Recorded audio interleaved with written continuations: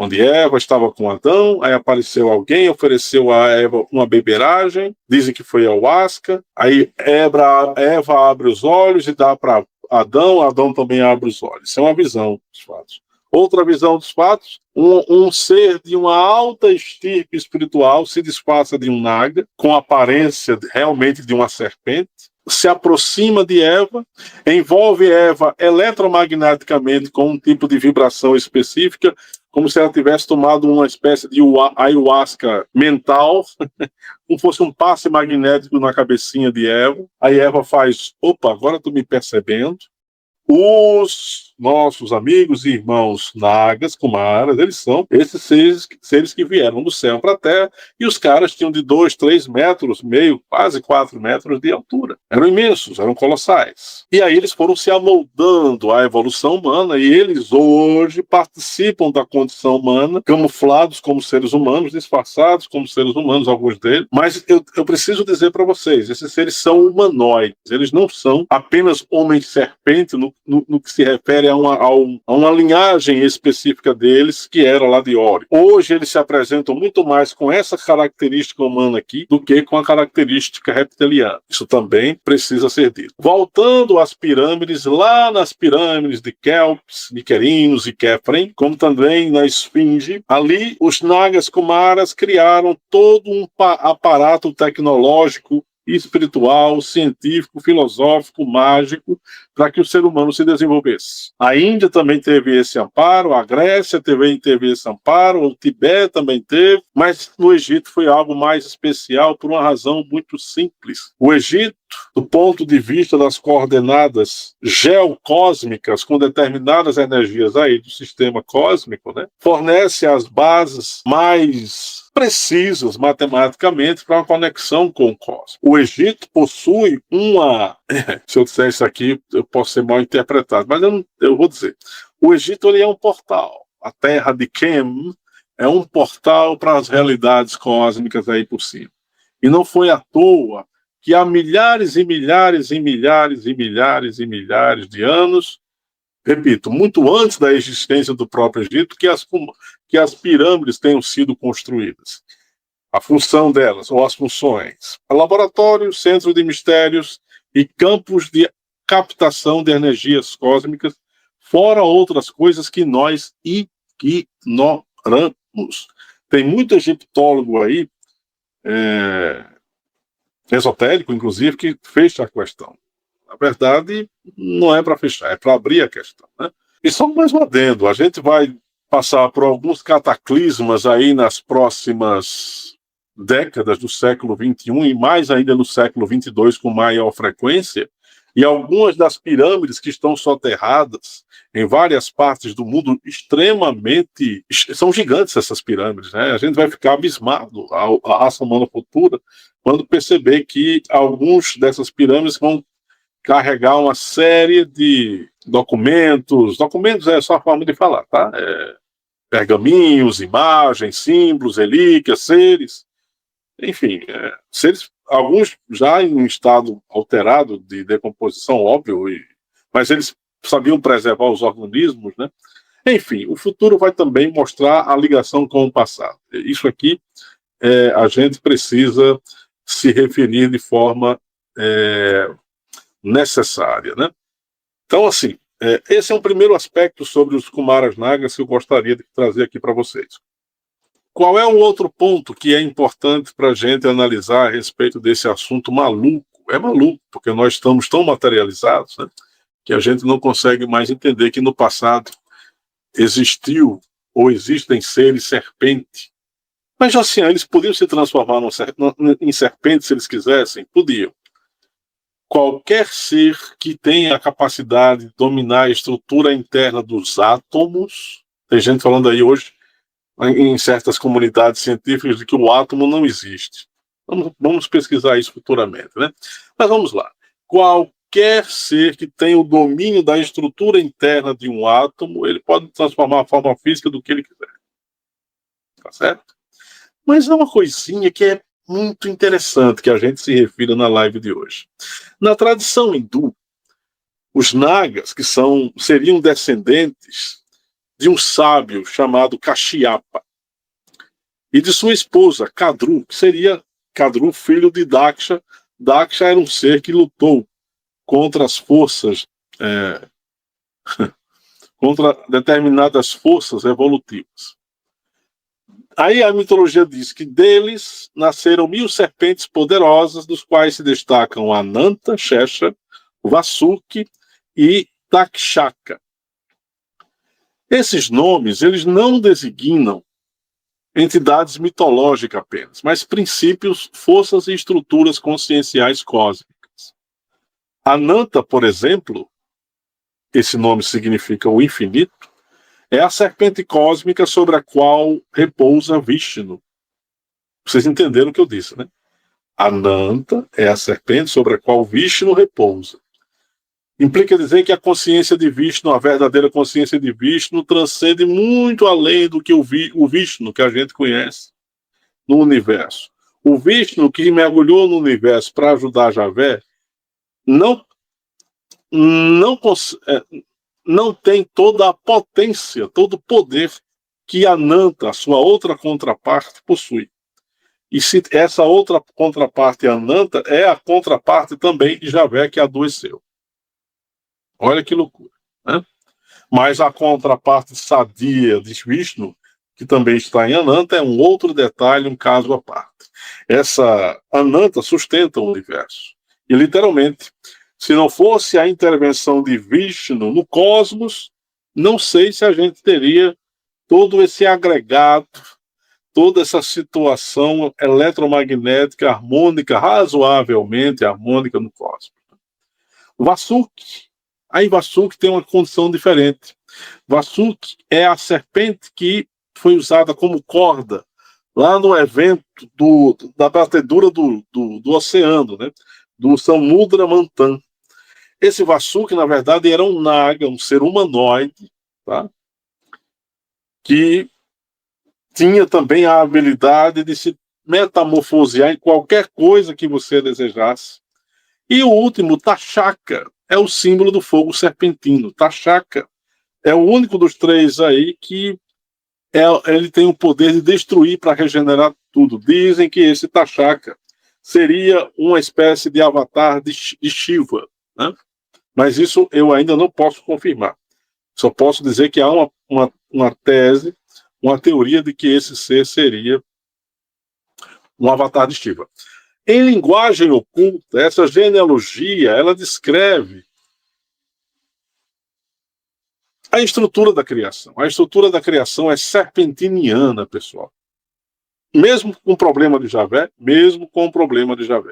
os seres que produziram ou que produzem qualquer universo vão se utilizar do poder da serpente para poder manifestar tudo. Isso aí vocês sabem perfeitamente disso, né? Então, assim, essa mitologia envolvendo Ananta, que é o Shesha, outro nome, né? Vasuki e Tshaka, ou Tashaka, não é exatamente assim que esses seres vieram a esse universo. Esses seres vieram a esse universo, repito, com o objetivo de supervisionar o cosmos, em fazer certos ajustes.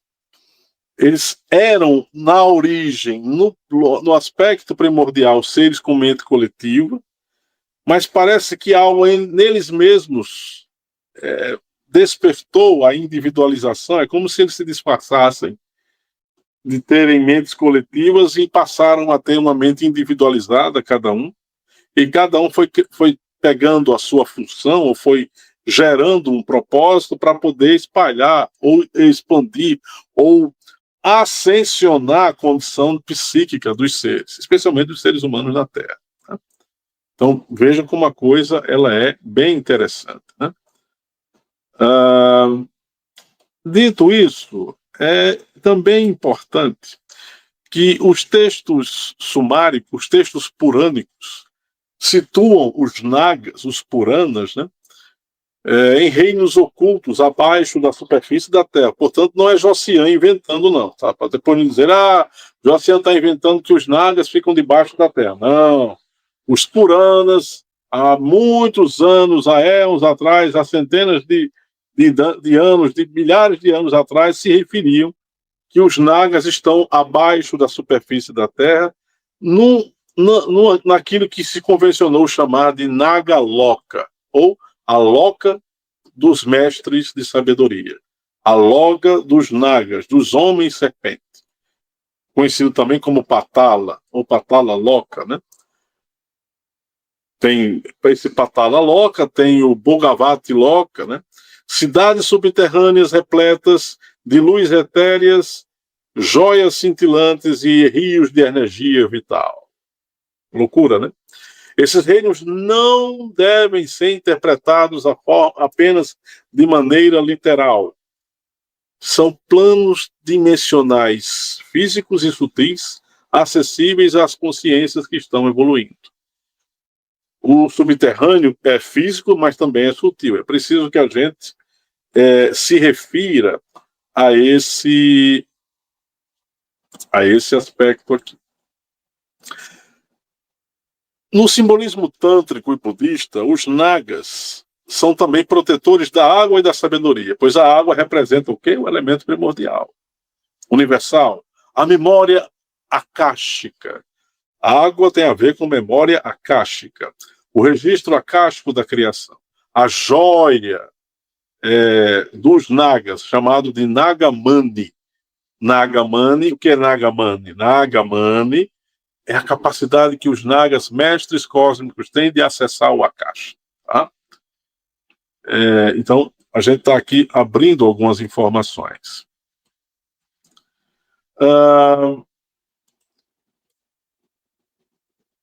A gente tem que ver o seguinte: todo o processo revelacional que a gente tem hoje em dia,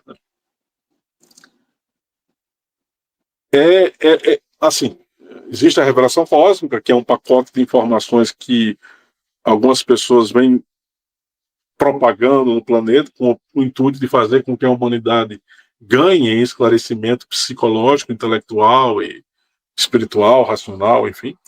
Mas, assim, o processo de revelação, ele é um processo homeopático. Quando você volta lá na história do livro do Gênesis, sobre o mito de Adão e Eva, onde Eva estava com Adão, aí apareceu alguém, ofereceu a Eva uma beberagem, dizem que foi ayahuasca, aí Eva abre os olhos e dá para Adão, Adão também abre os olhos. Isso é uma visão dos fatos. Outra visão dos fatos, um ser de uma alta estirpe espiritual se disfarça de um naga, com aparência realmente de uma serpente, se aproxima de Eva, envolve Eva eletromagneticamente com um tipo de vibração específica, como se ela tivesse tomado uma espécie de ayahuasca mental, como fosse um passe magnético na cabecinha de Eva. Aí Eva faz, opa, agora estou me percebendo. Aí Adão também, e esse cara aqui foi Melquisedeque, Nagir, Rom Navir, o mesmo Sanat Kumara, que nessa outra versão dos fatos seria ele a entregar a Eva a chave para despertar um nível de consciência e o ser humano se individualizar, porque o mito que envolve Adão e Eva e o Jardim do Éden, né, tem a ver com um sem número de aspectos. Eu não vou poder me referir a todos eles aqui na live, porque sairia do propósito da reflexão da noite. Mas o que dá para dizer é que o mito de Adão e Eva foi distorcido, a verdade foi dilacerada e a serpente se torna um elemento maligno.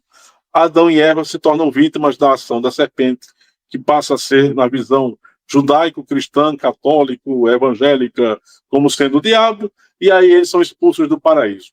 E se eu lhes disser que não houve expulsão do paraíso?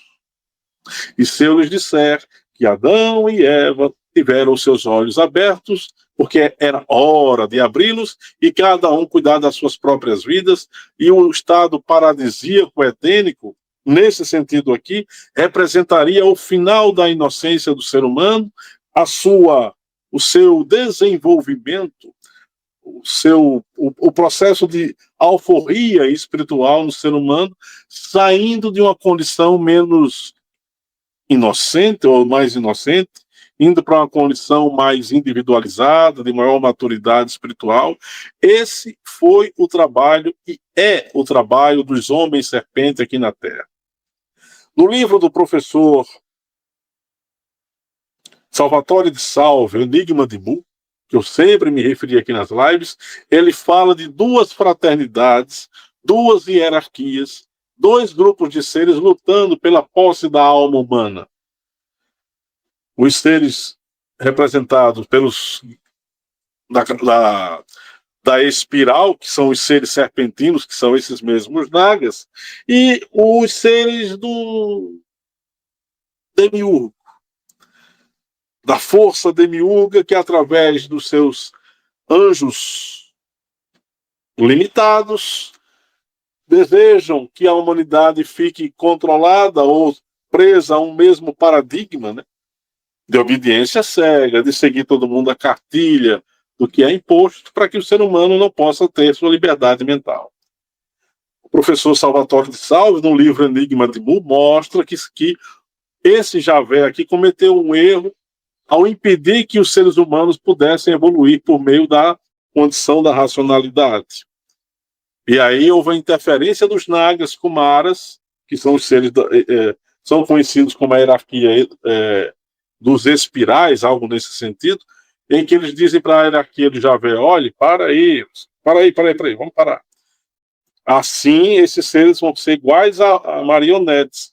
Que tal se a gente individualizar cada um deles e cada um deles tiver condição de agir por modo próprio? Aí Javé enlouqueceu, porque Javé não queria que isso acontecesse. Vocês estão entendendo que a coisa é muito profunda. Blavatsky não conseguiu aprofundar esse tipo.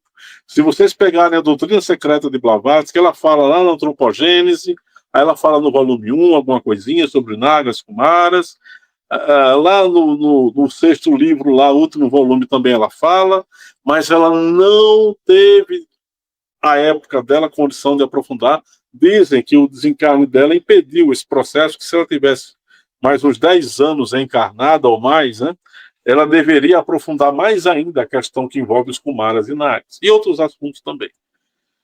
Aí outros fizeram isso, o Rudolf Steiner foi aprofundando, e outros no século XX, em alguns circuitos esotéricos fechados, e agora a gente está tentando aqui trazer para vocês essas informações, tentando ampliar o nível de conhecimento e de informação. E aqui entra um detalhe muito importante. Informação sem a capacidade de aplicar aquilo que você recebe não significa sabedoria. Sabedoria é a capacidade de aplicar a informação de maneira consciente. A gente estava refletindo hoje mais cedo com alguns amigos aqui nos grupos online, né? Nós precisamos entender que os Kumaras estão na Terra hoje, os Nagas Kumaras. Esses Nagas Kumaras estão financiando e financiaram toda e qualquer escola de mistérios que apareceu na Terra. Os Rosacruzes, os maçons, os templários, a Sociedade dos Nove, as sociedades esotéricas iniciáticas do Japão, da China, os movimentos de magia no planeta, tudo que vocês puderem imaginar em termos de financiar a evolução espiritual, o surgimento de fraternidades iniciáticas, tem a ver com os Nagas, tem a ver com os Kumaras. São eles os responsáveis por tudo isso que vocês acessam. Apometria, leitura de registro akáshico, conhecimento sobre a funcionalidade dos chakras. Nós só podemos compreender os chakras porque esses caras deixaram há milhares de anos atrás, nos tatrados tântricos, iógicos, no Laya Yoga, no Kundalini Yoga, como desenvolver os chakras. A Sociedade dos Nove, por exemplo, quem já me ouviu falar aqui nas lives, que foi financiada pelo imperador Ashoka, ela era inicialmente programada pelos Nagas para ser o que se tornou um grupo secreto vivendo na Terra e oculto, onde a cada geração os 9 integrantes vão sendo substituídos, mas cada um dos 9 que participam da sociedade, de tempos em tempos, precisa ofertar um conhecimento à humanidade que possa ser útil à evolução dela, para que haja, portanto, o progresso, né, e espiritual. Tudo isso aqui tem a ver com os nagas. Quando vocês observam nas escolas esotéricas, estão falando aqui do deserto de Gobi, estão falando aqui dos Himalaias, tem um monte aqui de Shiva, onde ninguém consegue subir a montanha lá de Shiva. Tem cidades que são portais, o Triângulo das Bermudas. E aqui é um outro fato que eu não sei se eu deveria falar hoje aqui na live, mas eu vou falar. Eu sou meio fofoqueiro, como eu estava dizendo para o pessoal hoje de manhã. O Triângulo das Bermudas foi um choque bélico ocorrido na Atlântida entre esses Kumaras Nagas e um grupo de macros negros que estavam tentando acabar com o processo de revelação espiritual no planeta. O vórtice, aquilo ali permaneceu, nunca houve um conserto, porque o vórtice que segura o Triângulo das Bermudas é feito de vril. Vril é uma energia super, super sutil que somente determinadas consciências que quando acessam e quando evoluem, né? Na verdade, todos nós podemos ter acesso ao vril, mas a gente precisa de uma evolução muito grande para poder acessar isso de maneira completa. Aquilo dali foi um problema originado do embate entre os nagas e um certo grupo de magos negros, literalmente magos mesmo, de um colegiado das trevas que aqui existiu no final do continente Atlântico. Lembrando que no final do continente Atlântico a raça humana já estava sem o acesso ao conhecimento espiritual. O conhecimento espiritual foi disponibilizado para a raça humana desde a Lemúria em diante até meados do continente Atlântico, quando um grupo de seres veio de Capela, outro grupo de seres veio de Órion, e a confusão se fez aqui no planeta, porque já estava tendo confusão entre nós humanos, mas aí a coisa piorou, e aí os mestres previram que a Atlântida ia afundar, pegaram todos os conhecimentos que estavam disponíveis para a raça humana e ocultaram, especialmente Babbage e Hermes fez isso, ocultaram em certas regiões específicas do planeta, também na profundidade dos oceanos, porque lá na profundidade dos oceanos, não é filme da DC Comics falando sobre Aquaman, não, mas existe uma comunidade de seres existindo lá embaixo, nos oceanos profundos, tem a ver com essa hierarquia espiritual, e os caras fizeram isso porque senão a humanidade não teria o conhecimento que tem hoje. Então, veja como a coisa ela é muito, muito maluca, efetivamente. Ainda falando sobre tudo isso que a gente está se referindo, eu estou prestes a, nas próximas semanas, aí, lançar uma obra sobre os Nagas, né? Literalmente, Nagas, a história oculta do mundo. Esse livro vai dar trabalho para vocês, porque não é para ler, é para estudar, viu? Vai ter mais de 400 páginas. E nesse livro eu aprofundo coisas que eu não vou poder aprofundar na live pública, mas eu vou fazer uma live só quando o livro for lançado, eu vou fazer uma live só falando sobre isso aqui. Eu vou fazer uma outra live sobre os Nagas, mas aí dentro das informações que estarão disponibilizadas no livro, tá certo? E aí a gente vai poder entender mais contextos que a gente não está se referindo aqui. Os Nagas, eles permanecem como uma das forças mais poderosas da iniciação universal. São guardiões de portais, eles criam portais, pessoal. Manipulam os elementos das águas, manipulam os elementos do ar, são representantes de uma sabedoria que transcende o tempo, e o despertar espiritual que está sendo patrocinado desde forma mais recente, desde o século XIX, tem a ver com a participação deles. Então você está querendo dizer que enquanto eles estiverem aqui, nós estaremos recebendo conhecimentos espirituais, conhecimentos de sabedoria, né? Sim, é isso. Enquanto um ser humano for visto com ignorância espiritual, não haverá um Naga que não apareça e não disponibilize um conhecimento na Terra. Mas então eles têm um local onde eles aparecem o tempo todo. Não há um local hoje na Terra onde você possa encontrar um naga. Porque todos os locais você poderá encontrar, não há um local específico. Eles estão nos reinos de Agartha, nos Himalaias com maior força, é verdade, mas qualquer ser humano que se torne digno do ponto de vista da economia das suas energias astrais, do desenvolvimento psicológico e mental, intelectual e espiritual, os nagas se aproximam. Porque o objetivo desses caras é criar uma fraternidade humana na Terra, onde você, sendo chinês, japonês, brasileiro, russo, italiano, venezuelano, africano, australiano, não importa a sua etnia, não importa o seu país, mas o grande objetivo atual dos Kumaras Nagas é criar uma fraternidade universal na Terra, ponto. Isso aqui é o objetivo de sempre, mas é o mais imediato ao mesmo tempo, porque a raça humana ela está se fragmentando, nós estamos colapsando o nosso intelecto, colapsando a nossa racionalidade, bestializando as nossas emoções com as nossas reatividades, e isso aqui tem a ver, sim, com um confronto que lá nos bastidores, a gente diz lá, mas é aqui, né? Nos bastidores ocultos do mundo, esse confronto se dá entre a fraternidade dos mestres despertos e não vou dizer fraternidade não, mas o conjunto de mentes trevosas que manipulam a raça humana. Lembrando que todo ser humano que se perfaz, ou que se mantém, ou que se regozija por meio da ignorância, da mentira, da ilusão, do medo, da disfarçatez, do ódio, da violência, da belicosidade, da ausência de amor e empatia, todo ser humano que alimenta isso de maneira gratuita, sem saber, é um braço, é uma mão, é um tentáculo das forças das trevas no planeta.